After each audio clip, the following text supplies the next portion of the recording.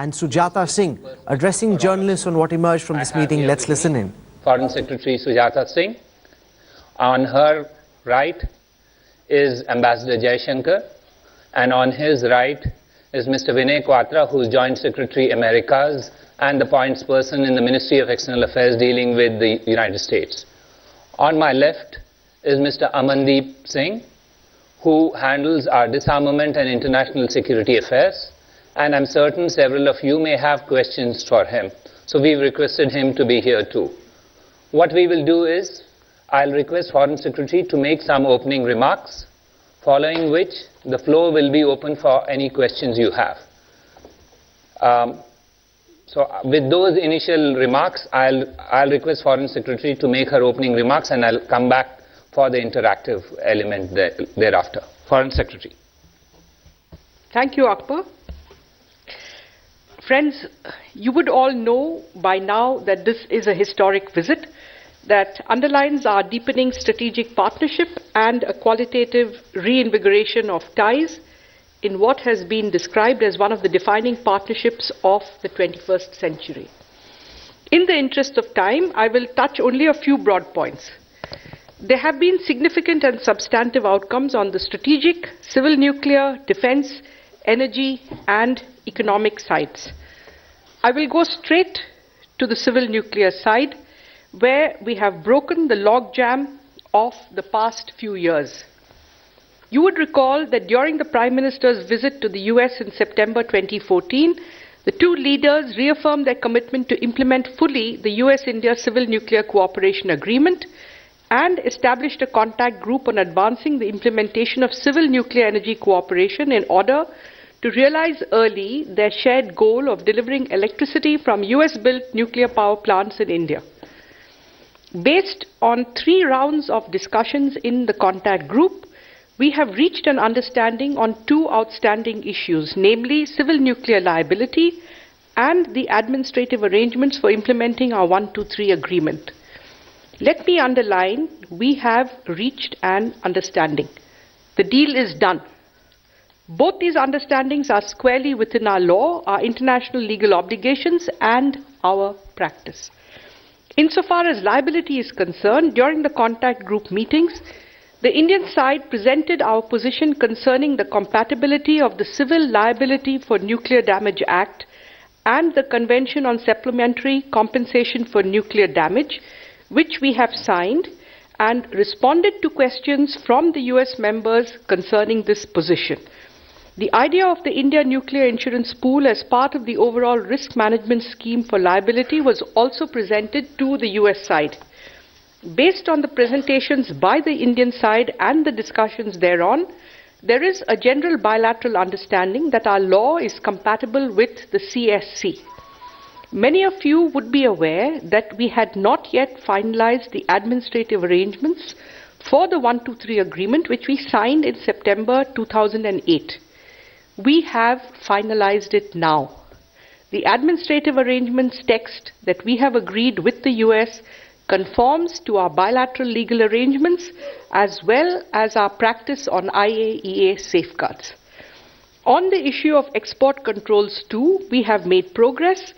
The two leaders have committed to work jointly towards the goal of India's phased entry into the nuclear suppliers group, the missile technology control regime, the Australia Group, and the Wassenaar arrangement. We are grateful that President Obama supports an early decision on India's membership in all 4 regimes, which will strengthen global non-proliferation and export controls.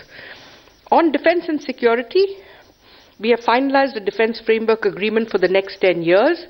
Under the Defense Technology and Trade Initiative, DTTI, 4 projects have been agreed on as Pathfinder projects.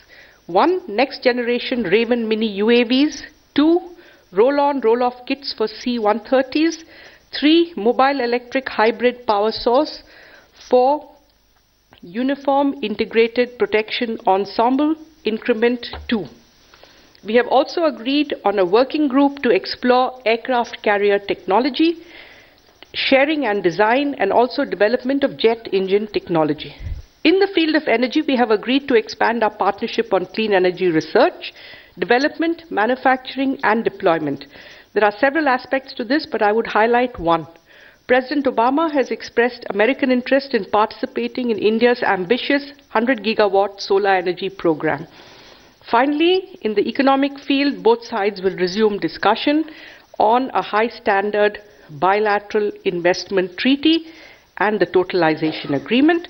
3 MOUs have been signed between the USTDA and the state governments of Andhra Pradesh, Rajasthan and Uttar Pradesh to support the development of smart cities in Visakhapatnam, Allahabad and Ajmer. India and the US are also collaborating on the Digital India program.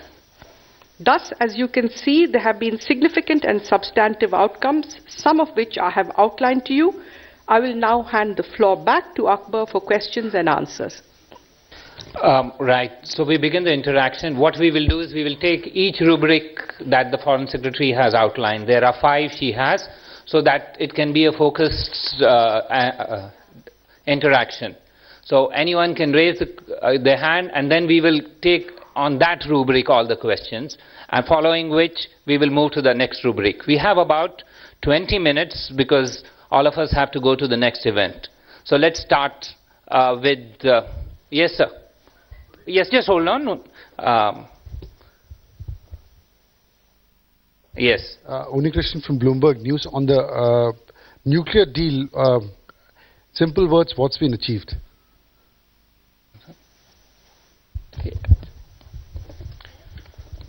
In simple words, what's been achieved on the nuclear deal? Yes. Amandi.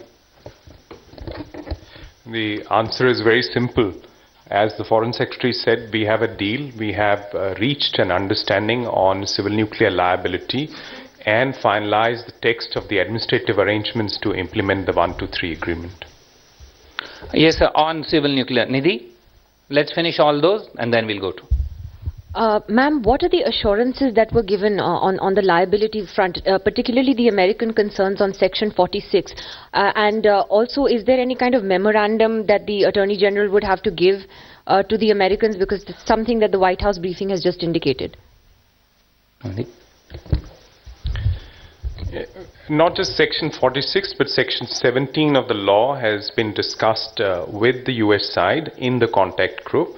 And the presentations we've given to the US side clarify and underline that these 2 sections are in conformity with the CSC. Now, you mentioned about the memorandum. That is work in progress. Mr. Venkat Narayan? I want to know if the Americans have accepted the same kind of arrangement we have with the French and the Canadians. Thanks. There is no administrative arrangement that we require with France. We have an administrative arrangement with Canada, and that has been the template for finalizing our administrative arrangement with the US. Dr. Akhilesh Samat? There was a tracking clause that America was raising, that they will track whatever nuclear things are going to us. So what is the development on us? And is there any insurance cap in that? One question always. The first question. Yes, first question, right. The text we have agreed with the US conforms to our bilateral legal agreements with the US, which are 2, the 123 agreement and the arrangements and procedures on reprocessing. The text also conforms to India's practice of IEA safeguards, so that is the current practice of safeguards in India. Manish?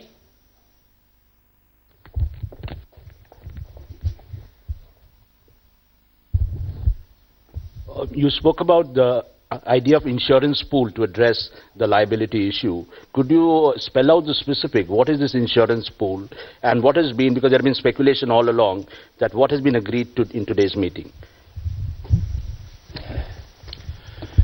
The insurance pool, or what would be called the India Nuclear Insurance Pool, is a risk transfer mechanism which is being formed by GIC-RE and 4 other public sector undertakings in the general insurance business in India.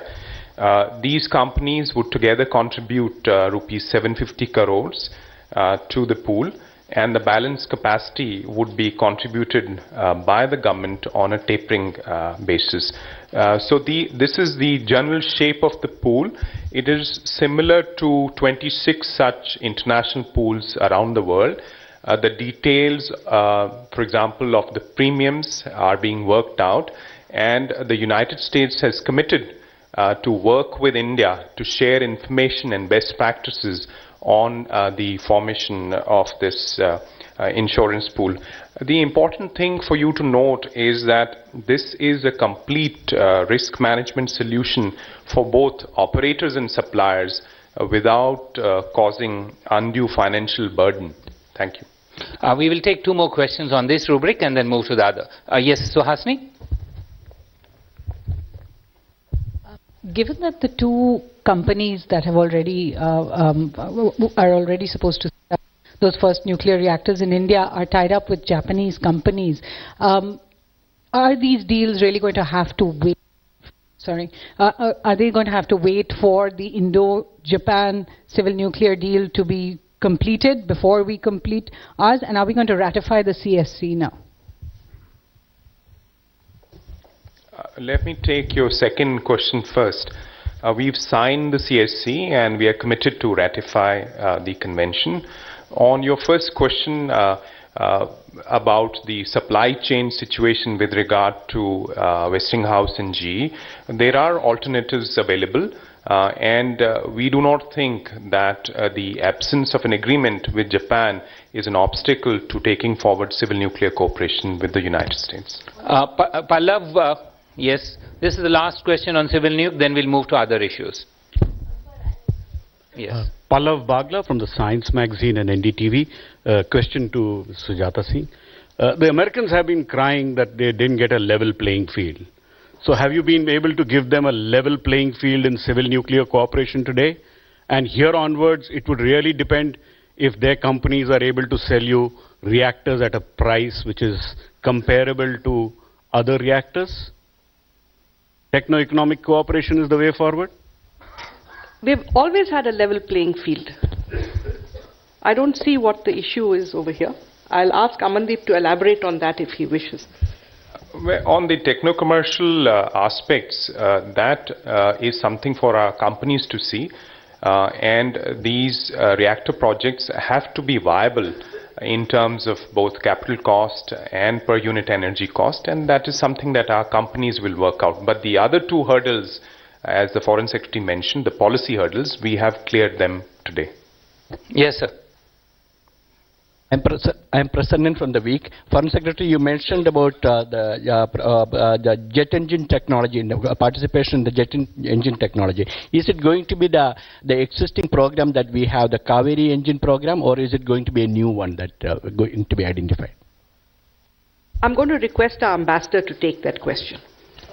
You know, we've had a discussion under DTTI and we've agreed to explore the development of jet engines in India.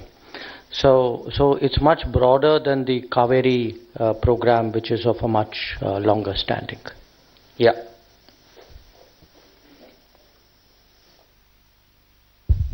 As you have identified 4 defense projects, can you tell us what would be the arrangement for these development and production? Would it be a joint venture, a 50-50 partnership, or what would be the work share of India in it? Of the 4 defense projects, all 4 involve joint development and joint production. 2 of these are with American companies. 2 of them are with US government. Now, they have to work out the modalities because they've just had a DTTI working group meeting a few days before the visit. But what the purpose of DTTI is to identify a technology and which is unique and which is viable to produce. So if it meets those characteristics, then you go forward. So what they've done is, using those 2 parameters, they have picked these 4, and they're called Pathfinder projects because the experiences of this will guide us on how we take this forward. So all of them involve joint development and. So the nuclear deal is finally through. Somewhere at his 3 Motilal Nehru residence under the porch, former Prime Minister Dr. Manmohan Singh will wear a very satisfied look. His hard work being turned into reality by his successor Narendra Modi, and showing once again that when it comes to foreign policy, India has the ability to overcome partisanship. We're slipping into a quick break. We return live with reactions.